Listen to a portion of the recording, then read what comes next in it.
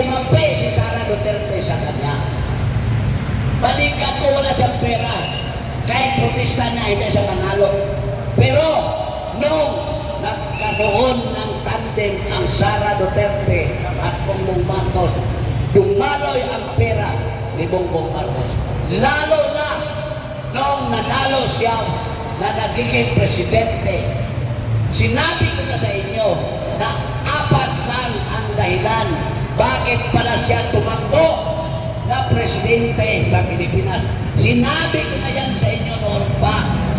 Unang rason, kaya niya binuwag ang Presidential Anti-Corruption Commission na tinatayo ni Digong Duterte noong presidente siya. Binuwag ni Bongbong Marcos kung unang araw na umupo siya, lumabas yung Executive Order number 1 na buwagin niya ang Presidential Anti-Corruption Commission dahil ang number 1 niya na agenda bakit siya tumakbo bilang presidente ay magnakaw siya sa pera na bayan.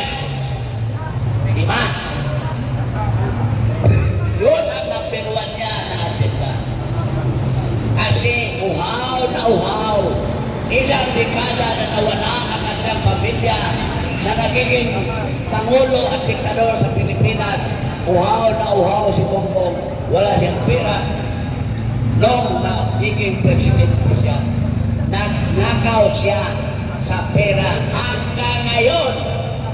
Ha? Nagnakaw siya ng pera ng agenda ngayon dahil uhaw na uhaw sila. Paano niya nanakaw?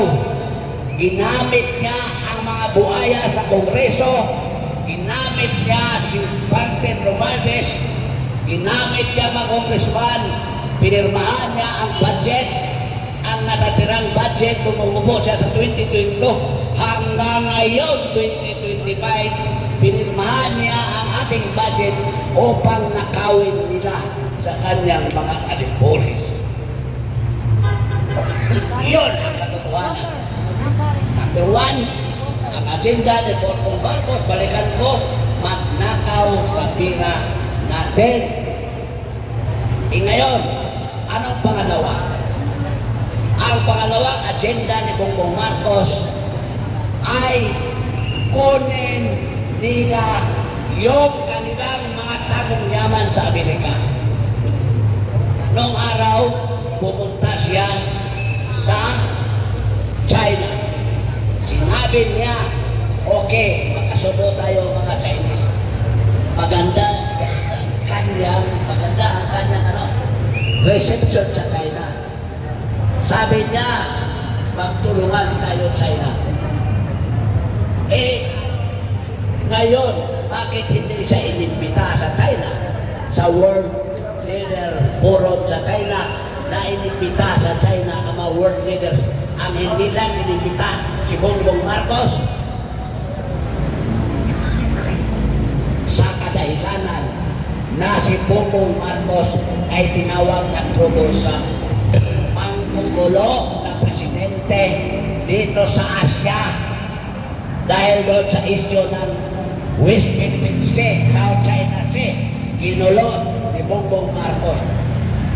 Pumunta siya sa China, nag-usap sila na maganda ni Xi Jinping, pero lumapit siya sa Amerika dahil gusto niyang kunin ang kanilang tagong yaman at sinabi ni Biden, okay, ipalit namin ang inyong tagong yaman pero guluhin mo ang South China Sea dahil interesado ang Amerika doon sa daanan ng mga barko. Diba? Interesado yun ang interes ng Amerika. Tsaka papuntahin ko ang 4 na itka namin sa Pilipinas, lalo na yung mga nuclear na armas. Natupad ang hiling ng Amerika na galit ang China. Yun ang pagiging tawag nila na troublesome, paggugulo si Bongbong Marcos. Walang salitang, wala siyang word of order. Diba? Balikan ko, pumunta sa China. Magandang usapan. Pagpunta naman sa Amerika, pinawala-wala ang China. So, nagkagulo. Dahil umuo ang China, ang Amerika umuo sa kanya na kunin ng mga Marcos ang kanilang kagungyaman. So, balikan ko, number 1, magnakaw si Marcos. Number 2, i-retrieve nila ang kanilang ill-gotten wealth sa Amerika. Pangatlo, anong purpose ng Presidente si Bongbong? Linisin niya ang pangalan ng kanilang pamilya. Dahil di ba magnanakaw sila? Marami silang kaso dito sa Pilipinas, sa Sandigan Bayan, sa mga korte. O ngayon, tinalaga ni Bongbong Marcos sa Sandigan Bayan ang kanyang justices na magpapawalang visa ng kanilang kaso sa kanyang pamilya. Okay? Pangatlo yun ang purpose ni Bongbong Marcos. So ngayon, tinalaga niya, unti-unti, nalinis ang mga kaso ng mga Marcos sa Sandigan Bayan. Pang-apat na purpose, bakit nag-presidente si Bongbong Marcos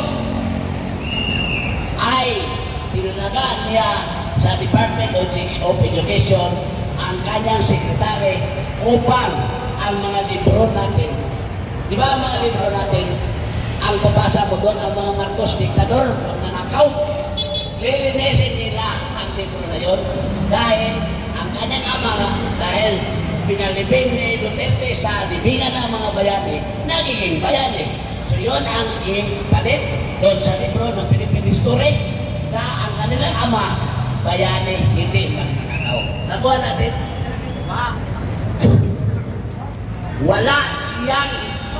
Wala siyang agenda na ayusin ang bansang ito. Yun, nakikita na natin ngayon. Niloko niya ang mga Pilipino. Resulta na yan sa kanyang madilim na agenda. Tingnan mo, wala ng pera ang ating bayan dahil pumirma siya ng budget, nag-agawan ng mga buhaya, magnakaw sa kanyang pera. Malaki ang sakit ng ulo ng BBM at ng ating National Treasury. Dahil sabihin ni Bongbong, oy, may kas naman yan, akin yan. Oy, sabi si Lisa, oy, punduhan mo tong mga project ko na nag-advance ako ng pera sa mga kontraktor. Oy, sabi na naman ni Martin Romualdez, oh, BBM Treasury, ang akin ha, kasi meron akong nagbat sa mga kontraktor. Ayun naman. At yung mga congressman pa, nag-agawan sila sa pera ng bayan. Sabi ng BBM, sabi ng congressman, wala na tayong pera, mangutang tayo.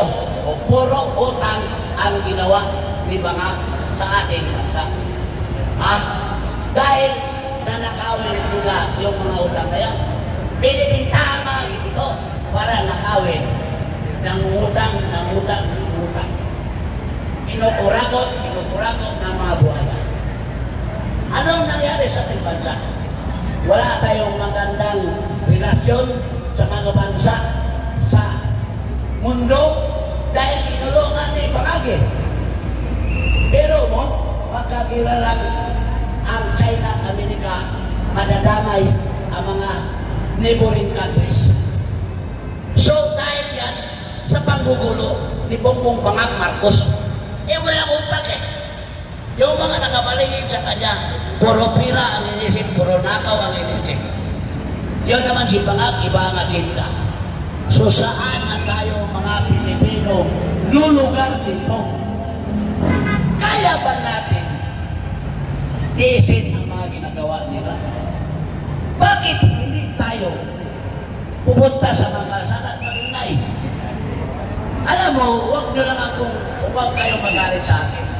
Marami sa atin, alam ko, marami sa atin dito, hindi bumuto kay Bangag. Or kung bumuto tayo dahil sa mga Duterte. Pero sa totoo lang,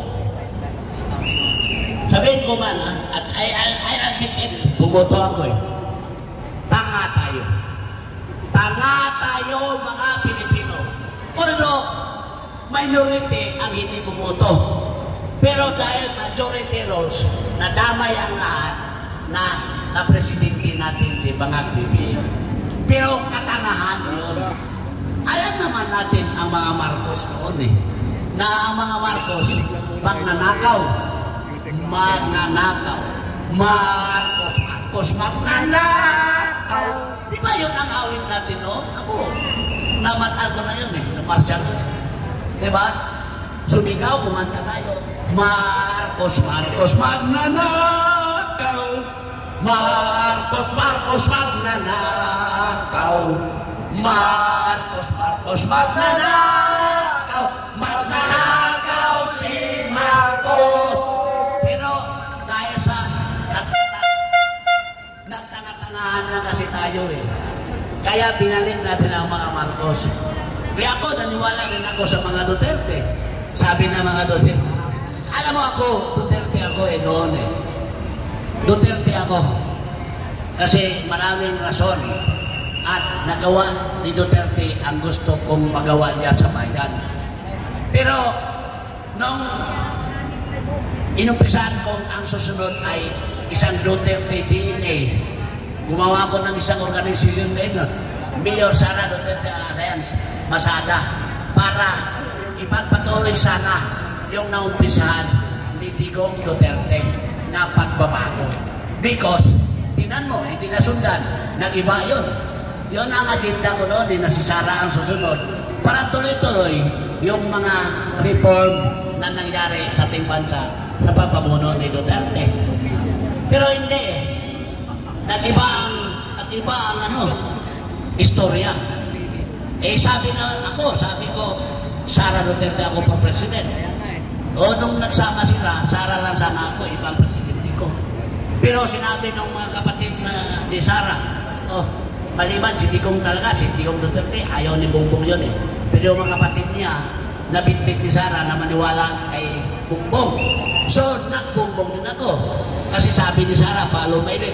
Hindi ako Bongbong, Sara lang sana ako. Pero sabi ng mga kapatid niya, kung ayaw na mong ikampanya si Bongbong, huwag mo na lang yung tulungan kapatid ko. O ngayon, nagsisisi sila. Dahil kahit ama nila nakulong, pinakulong ng Bangag na presidente, tinulungan nila. Diba? Pero that's history. Past na yun.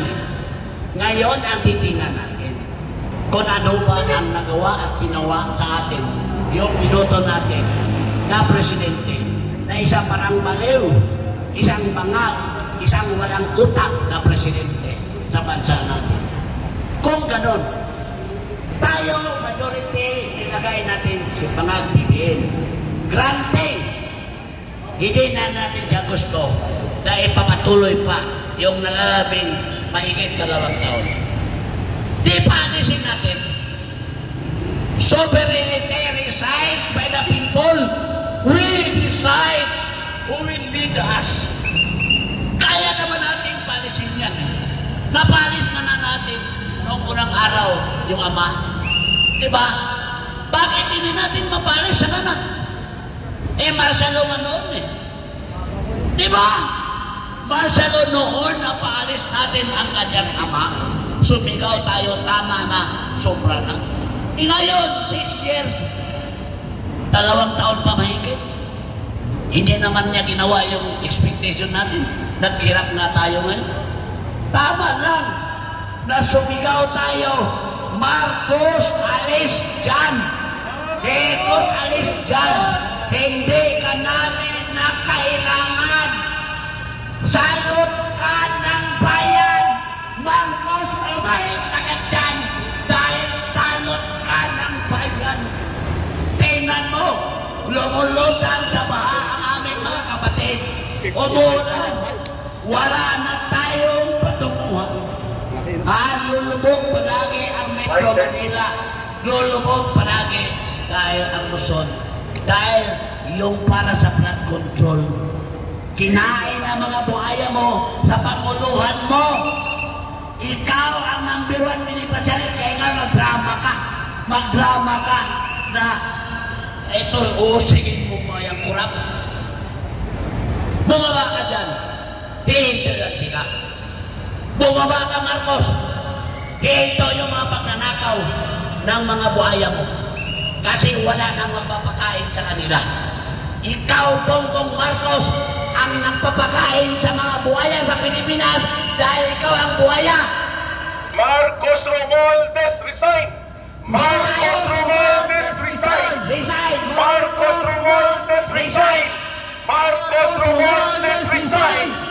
Lahat tayo ngayon naghihirap. Masama ang ating pagtingin sa mga tao sa mundo. Mabuti pa ang Indonesia. Ang Indonesia, galit lang sila dahil ang parliament na self-interest, nagbibigay ng mga alawan sa kanilang sarili, ang mga members of parliament sa Indonesia, yun, gulo na. Siguro mas matalino tayo sa mga Indonesians eh. Pero bakit ang mga tao sa atin nakatingin lang? Dahil may ayuda pa ba? Dahil may AX pa ba? Dahil may MAIP pa o anong mga ibibigay ng mga congressman? Tama na mga Pilipino ang ating katangahan. Mamulat na tayo mga Pilipino na niloko lang tayo ng ating mga leader politiko sa pamunuan ni Bagang Bongbong Marcos. Bongbong Marcos, alis ka dyan. PBM resign para mawala na mga buhaya.